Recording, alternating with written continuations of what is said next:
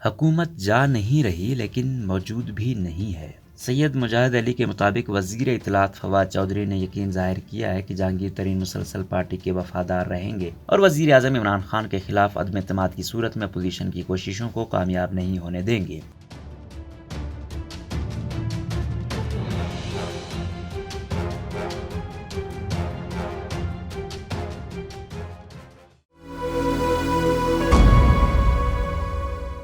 جہانگیر ترین group کا دعویٰ ہے کہ اسے 30 ارکان اسمبلی کی حمایت حاصل ہے۔ اس گروپ نے گزشتہ 2 بار ملاقات کی اور خبروں کے مطابق جہانگیر ترین خفیہ طور سے اپوزیشن لیڈر شہباز شریف سے بھی مل چکے ہیں۔ اس دوران مسلم لیگ نون پنجاب کے صدر رانا ثناءاللہ نے دعویٰ کیا ہے کہ اپوزیشن کا حکمراں جماعت تحریک انصاف کے متعدد ارکان سے رابطہ ہے۔ ان کے بقول یہ تعداد تحریک عدم اعتماد منظور کروانے کے لیے درکار تعداد سے کہیں زیادہ ہے۔ گویا اپوزیشن یا مسلم لیگ نون آسانی سے وزیر اعظم کو اقتدار سے محروم کر سکتی ہے۔ مسلم لیگ نون کی ترجمان مریم اورنگزیب نے اشارہ دیا ہے کہ عمران خان کو 23 مارچ سے پہلے قومی اسمبلی میں اکثریت سے محروم کر دیا جائے گا۔ واضح رہے پاکستان جمہوری تحریک اس دن سے حکومت کے خلاف لانگ مارچ کرنے کا ارادہ رکھتی ہے۔ ان متضاد دعووں کی وجہ سے ملک کی سیاسی صورتحال بدستور بے یقینی کا شکار ہے۔ حکومت اور اس کے اہم ترین ترجمانوں کی تمام تر صلاحیت اپوزیشن کے خلاف بیان دینے اور ان خبروں کی تردید کرنے میں صرف ہو رہی ہے کہ اپوزیشن کسی بھی وقت عدم اعتماد کی تحریک لا کر حکمران جماعت اور وزیر اعظم کے لیے پریشانی کا باعث بن سکتی ہے۔ گزشتہ روز وزیر اعظم نے منڈی بہاؤالدین میں جلسے سے خطاب کرتے ہوئے بھی دراصل اپوزیشن کی سیاسی مہم جوئی کا زور توڑنے کی کوشش کی تھی۔ منڈی بہاؤالدین کے جلسے سے خطاب کرتے ہوئے عمران خان نے اپنا پورا زور اپوزیشن لیڈروں کی کردار کشی پر صرف کیا اور دعویٰ کیا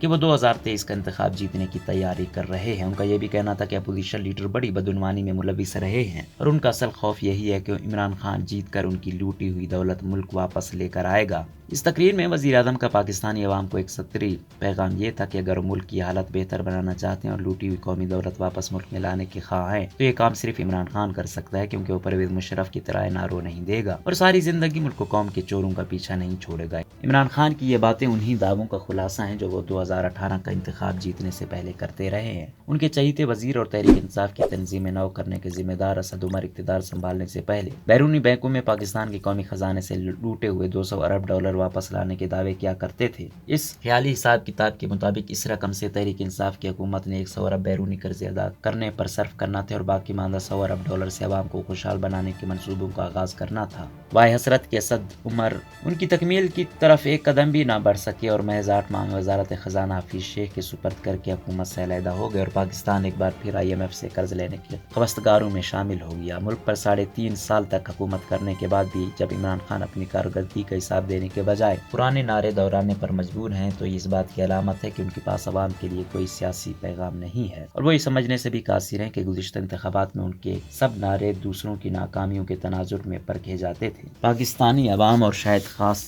کے ایک طبقے کو بھی امید تھی کہ عمران خان کی صورت میں ملک کو ایک مسیح میسر آ سکتا ہے جو ایک طرف ملک کی اسٹیبلشمنٹ کی ساری خواہشات پوری کرے گا تو دوسری طرف ملک میں دودھ کی نہریں بہنے لگیں گی، جس کے باعث عوام مطمئن و خوشحال ہوں گے۔ جو ملک میں ایسی تمام سیاسی جماعتوں کا راستہ روکنا مقصود تھا جو گزشتہ 30-40 برس سے حکومت میں حصے دار رہی ہیں لیکن اصلاح احوال کا کوئی بامقصد منصوبہ مکمل نہیں کیا جا سکا، ان میں سے کوئی خواب شرمندہ تعبیر نہیں ہوا۔ لیکن عمران خان کو یہ سمجھنے میں بھی دقت کا سامنا ہے کہ وہ ایک ہی نعرہ دوبارہ بیچ کر کامیابی کی امید نہیں کر سکتے۔ کوئی سیاسی پارٹی یا سیاستدان کبھی بھی اپنے سارے وعدے پورے نہیں کر سکتا، لیکن اس کے باوجود وہ کسی ایک شعبے میں کارکردگی دکھا کر عوام کو اطمینان ضرور دلا سکتا ہے۔ عمران خان کی حالت اس سے برعکس ہے۔ ان کا سب سے بڑا منصوبہ سیاسی مخالفین کو چور اچکا اور قومی دولت لوٹنے والا ثابت کرنا تھا، لیکن 3.5 سال کی حکومت کے باوجود وہ کسی ایک لیڈر کے خلاف کوئی ٹھوس ثبوت سامنے لا کر اسے عدالتی نظام میں قوم کا مجرم ثابت نہیں کر سکے۔ یہ ان کی سب سے بڑی ناکامی ہے، کیونکہ اس معاملے میں انہیں تمام سرکاری وسائل اور متعلقہ اداروں کی پشت پناہی حاصل تھی۔ اب وہ یہ دعویٰ کرتے نہیں تھکتے کہ ان کی حکومت نے تو کسی سیاسی لیڈر کے خلاف کوئی مقدمہ قائم نہیں کیا، بلکہ دونوں اپوزیشن پارٹیوں نے خود اپنے ادوار میں ایک دوسرے کے خلاف مقدمے قائم کیے تھے اور انہیں ان کا ہی جواب دینا ہے۔ لیکن اس دعوے سے عمران خان کا مقدمہ مضبوط نہیں کمزور ہوتا ہے۔ انہوں نے قومی دولت لوٹنے والوں کو کیفر کردار تک پہنچانے کے لیے عوام کا مینڈیٹ لیا تھا اور اب وہ صرف عدالتی نظام پر انگلی اٹھا کر اپنے وعدوں سے منحرف ہونا چاہتے ہیں، لیکن سیاست میں ایسی کوتاہی کی قیمت ادا کرنی پڑتی ہے۔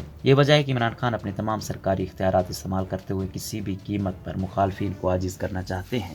عمران خان کی حکومت کو شاید کوئی حقیقی خطرہ نہ ہو، لیکن اصل مسئلہ یہ ہے کہ ملک میں حکومت کی موجودگی کا احساس ختم ہو رہا ہے، لاقانونیت عام ہے اور ملک کا وزیر اعظم اپنی ہر کوتاہی یا ناکامی کی ذمہ داری دوسروں پر عائد کر کے خود سرخرو ہونا چاہتا ہے۔ یہی صورتحال عمران خان کی قائدانہ صلاحیتوں پر سوالیہ نشان کھڑا کرتی ہے اور سیاسی قوت کے طور پر ان کے مستقبل کو اندیشوں سے دوچار کر رہی ہے۔ ایسے میں ترین گروپ اور دیگر عناصر تحریک انصاف کے متبادل تلاش کرنے میں ہی عافیت سمجھتے ہیں۔ روزنامہ قدرت کی ویڈیو دیکھنے کے لیے ابھی یوٹیوب چینل پر سبسکرائب کریں اور بیل آئیکن پر بھی کلک کریں۔